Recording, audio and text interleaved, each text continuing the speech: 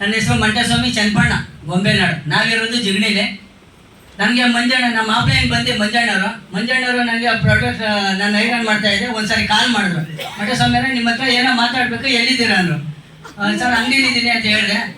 ಒಂದು half an hour pickup ಬರ್ಬೋದಾ ಅಂದ. ಬನ್ನಿ ಸರ್ ಪರವಾಗಿಲ್ಲ ಅಂತ ಹೇಳಿದೆ. ಇದೆಲ್ಲ ಪ್ರಾಡಕ್ಟ್ ಬಗ್ಗೆ ಹೇಳಿದ್ರು. ನಾನು ನಂಬಿದೆ. ನಾನು ಎಂತೆಂಥ ಪ್ರಾಡಕ್ಟ್ ಎಲ್ಲ ನೋಡಿದ್ದೀನಿ. ಇದೆಲ್ಲ ಬೇಡ ಸರ್, ನಾನು ಐರನ್ ಮಾಡ್ಕೊಂಡೇ ಇರ್ತೀನಿ, ದಯವಿಟ್ಟು ಹೋಗ್ಬಿಡಿ.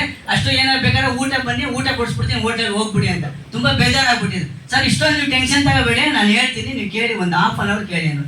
ನಮಗೆ 15 ವರ್ಷದಿಂದ ಪರಿಚಯ ಆಗಿದ್ರು. ಅವಾಗ ನಾನು ಕೇಳಿದೆ ಅವರು ಮಂಜಣ್ಣನ. ಅವಾಗ ಪ್ರಾಡಕ್ಟ್ ಬಗ್ಗೆ ಹೇಳಿದ್ರು.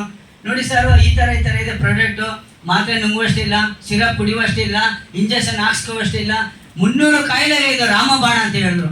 ಅಲ್ಲ ಇದೇನಪ್ಪ ಇದು, ಈ ಕಾಯಿಲೆ ಯಾವತ್ತೂ ಕೇಳಲಿಲ್ಲ, ಈ ಥರ ಇದೆಯಾ ಅನ್ಕೊಂಡು. ಆಯ್ತು ಹೇಳಿ ಸರ್ ಅಂದ್ಬಿಟ್ಟು ಟೇಬಲಲ್ಲಿ ಆಫ್ ಮಾಡಿಬಿಟ್ಟೆ. ನಮ್ಮ ಸುಂದರ್ ಸರ್ ಬಂದಿದ್ರು, ಪ್ರಾಣಿ ಕೊಟ್ಟು ನಾನು ಕೇಳಿದಾಗ ತುಂಬ ಚೆನ್ನಾಗಿತ್ತು.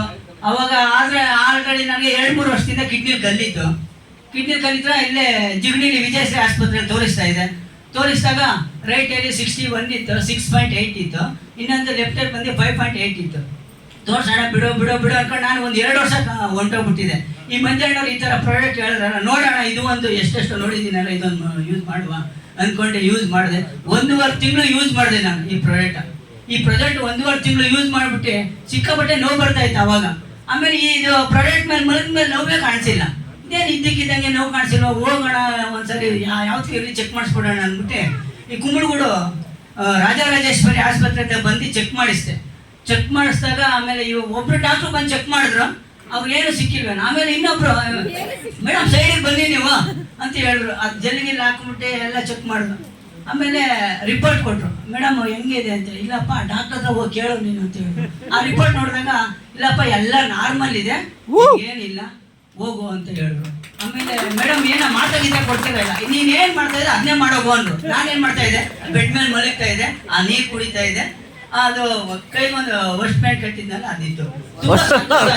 ಆಮೇಲೆ ವಿಜಯಶ್ರೀ ಆಸ್ಪತ್ರೆಯಲ್ಲಿ ನನಗೆ ಎಷ್ಟಾಯ್ತದ 6 ಅಲ್ಲಿ 70,000 ಖರ್ಚಾಯ್ತದೆ ಅಂತ ಹೇಳಿದ್ರು. 60,000 70,000 ರೂಪಾಯಿ ಖರ್ಚಾಯ್ತು ಅಂತ ಹೇಳಿದ ಅದಕ್ಕೆ ನಾನು ತೋರಿಸಿದಾಗ ನನಗೆ ಇಲ್ಲಿ 7,400 ರೂಪಾಯಿ ಪ್ರಾಡಕ್ಟ್ ಮೇಲೆ ಮಲಗಿದ ಮೇಲೆ ಕಡಿಮೆ ಅಂದರೆ 60,000 ಸೇವ್ ಆಯಿತು. ಆಮೇಲೆ ನನ್ನ ಜೀವನ ಉಳಿತಾಯ ಆಯಿತು. ಸೂಪರ್ ಸುಧಾಕರ್ ಬದುಕಿಸಿದ್ರು. ಓಕೆ ಸರ್, ಆಯ್ತು.